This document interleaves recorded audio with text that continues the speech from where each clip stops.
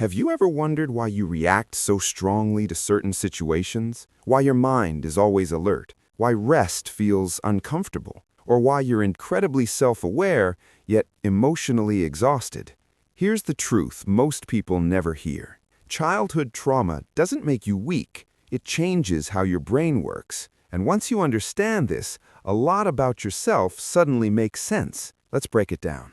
Your brain learned survival before safety. When chaos, neglect, or emotional unpredictability shows up early in life, the brain adapts fast.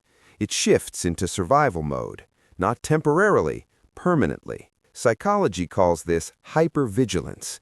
Your brain learns to scan rooms, read tone changes, notice micro-expressions. You're not too sensitive. Your nervous system was trained to stay ahead of danger, even when danger no longer exists. You became emotionally self-sufficient too early. If comfort wasn't consistent, your brain made a decision for you. I'll handle this myself. This creates emotional independence, but not the healthy kind people praise online.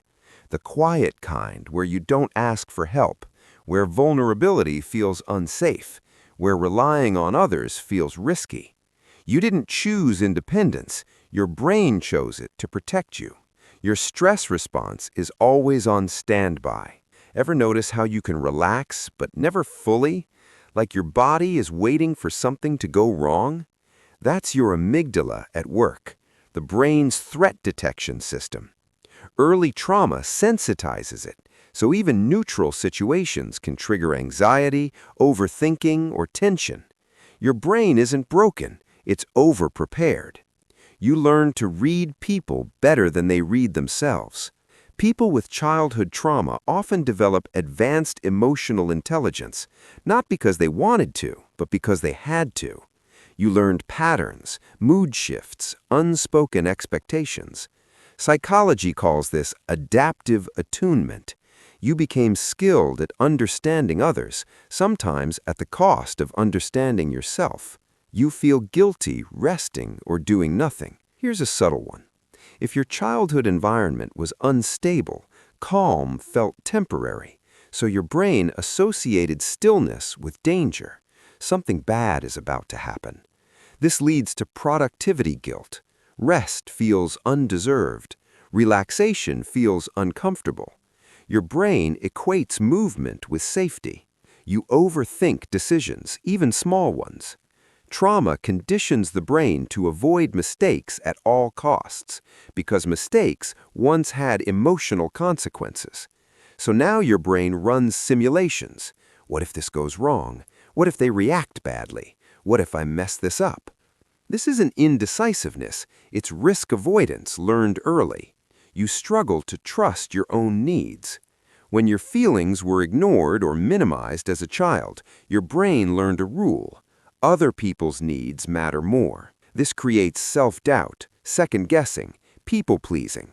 You learn to survive by adapting, not by asserting. You feel older than your age. Many people with childhood trauma describe feeling mentally older. That's because your brain developed coping strategies earlier than most.